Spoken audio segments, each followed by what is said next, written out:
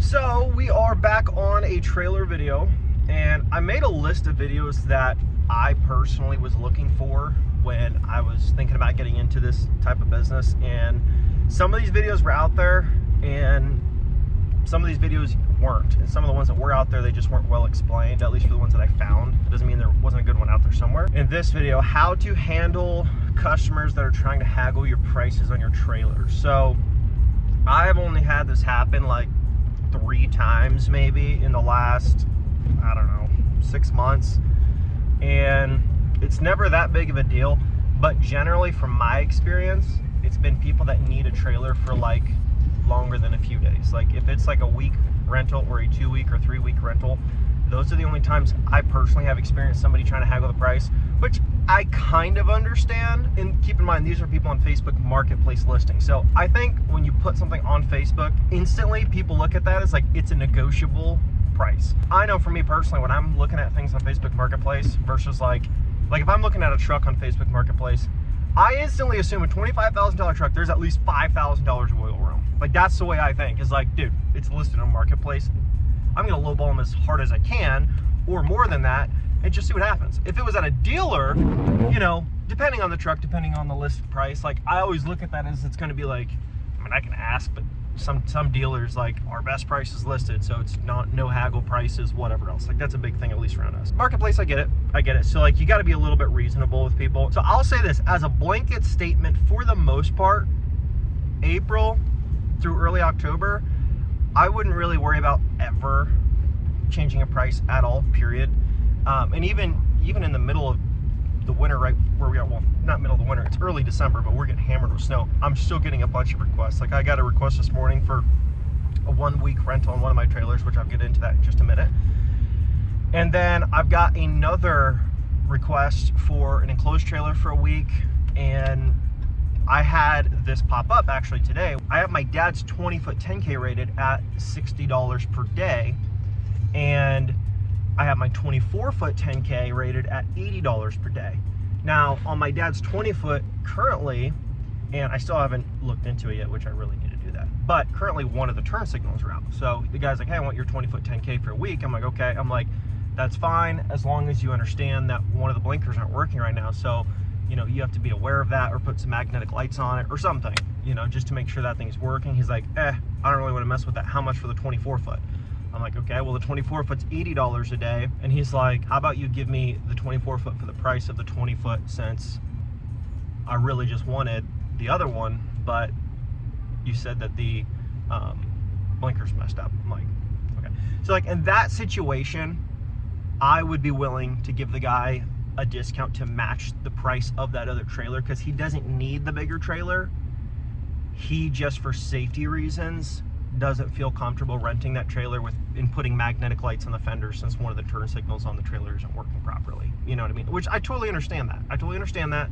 And that's not his problem, you know, and he doesn't want to deal with it. So I get that. So in that instance, it's like either A, you can say, nope, that trailer is firm on price, non-negotiable, whatever, which you could do. Or instead of losing the business, be like, hey, I'll make an exception. I don't normally do this, but since the circumstances are that there's one of my pieces of equipment that aren't, you know, in perfect operating condition at the moment, even though it's just a turn signal, the brakes, when you test them in the driveway, like the tires skid in the gravel, like the brakes work. It's just the one turn signal. Like, but I totally get it. I totally understand. Since that's the situation and it's not his problem, it's not like he needs the 24-foot. He just would rather be safe than sorry with the turn signal situation. Totally get it. I would be willing to match the price on that for him, since it's not really his problem, if that makes sense. So that's about the only situation where I would ever do that. If it's just a guy that's like, hey, I need to rent a 24-foot trailer to haul a crew cab long bed diesel pickup truck, and the price is $80 a day or $100 a day, and they're like, I only want to pay $50. In that situation, no, I'm not negotiating a price, period. Like, it's just, the price is what it is. This is the trailer you would need, and this is the price that it costs. Like, there's not any other trailer I have that would work for your application other than this one, and so there's no discount on that. Now, I have done this before too, and again, circumstances, like, this is me sometimes just being nice to the customer and winning them over as a customer to come back again and again and again. And when you treat people good, that's what happens.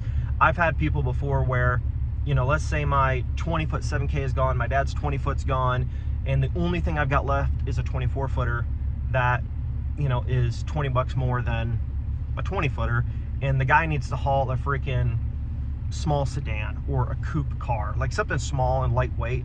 He's like, I really don't need a 24-foot for that price. Like, you know, are you sure you don't have anything else? And like, the best I can do is be like, okay, here's what I'll do. And I always word it as in, I will make an exception for this one time. I always make it sound like this is the only time this is going to happen, because I want to help you out as a customer with what you need today and make something work for you. I'll be like, hey, listen, the best that I can do is I will match my 20-foot price for that 24-footer, since that's the only trailer I've got on hand, and it's technically more trailer than you actually need to rent. The best I can do is match that price. So you're not giving them like a crazy steal of a deal, but you also got to keep in mind, they're not loading it in a way that's going to really wear down or stress out or potentially damage your trailer. Like if a guy is hauling a 3,500 pound car on a 8,000 pound payload capacity trailer, you know, I don't have a problem if that's the only trailer I've got left and he doesn't need that size, but I don't have anything else available for that day, and it's kind of like I need it today type of deal. Yeah, you could say, no, I'm not flexing on my price at all, and a lot of times you will lose that customer just because they're disappointed that you're not willing to work with them when we're the one that's short on inventory for the day for what they actually need.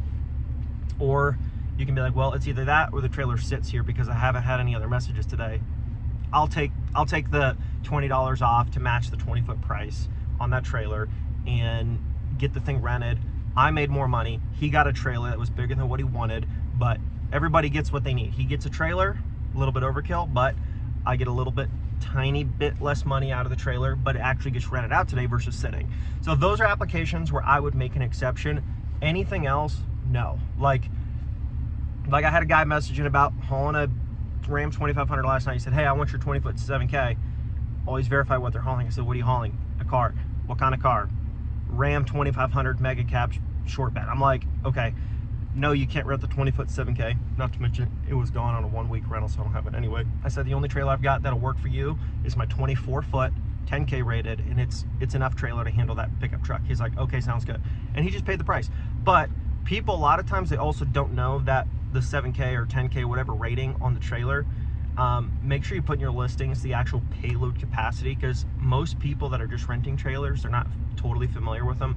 They don't understand that a 7K rated is really only like a 5,000 pound payload capacity on a 20-foot car trailer. Or a 10K rated trailer doesn't mean you can haul a freaking bulldozer on it. It's a 7,800 pound, sometimes 8,000 pound payload capacity. It's just the overall trailer with the axles that are under it is the total weight between trailer and load can meet 10,000 pounds safely. That's what those ratings are for. So that being said, that's just kind of my video for you today. I've got to do a couple things out here at the farm. I've got to plow a bunch of snow again with the 4-wheeler, which is actually kind of fun. I enjoy it. But then this trailer is actually getting picked up for a 1-day rental, coming back and then going out for a 1-week rental. And I also need to get a broom and broom some stuff off, because there's a lot of stuff sitting around here, and snow is just piled high on this stuff. So that being said, I got to get to work on this. I got to plow this driveway out and get it ready. But hopefully you guys enjoyed that video. That's my tip on customers that want to haggle prices. You know, if they have a need and it's actually going to need that bigger trailer or the trailer that they're requesting, there's no price cut for me ever. If it's like I'm out of inventory for the day and I've only got one trailer and it's way overkill for what they need, but they're willing to still put up with that bigger, longer trailer that they don't need, and the only thing that they're asking is if you're willing to match the price of the trailer that they actually needed, but you don't have on hand today because it's gone, I will make exceptions for those people.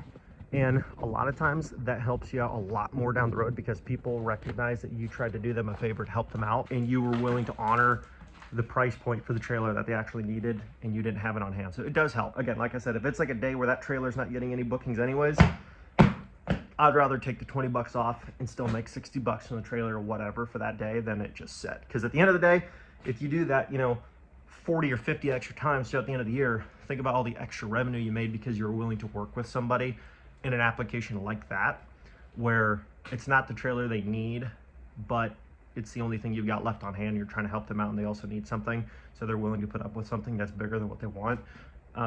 Those are the only situations where I actually make that exception. So anyways, guys, thanks for watching. Hopefully you enjoyed it. Hopefully that helps you out. If you have any questions, comment down below. I've got a whole list of videos I'm going to go through. That was just the one that came to mind today. It was on the list, and I also had somebody ask about it literally last night, and I thought, hey, let's do this. Let's make this video and get it out to you guys. Anyways, guys, thanks so much. Peace.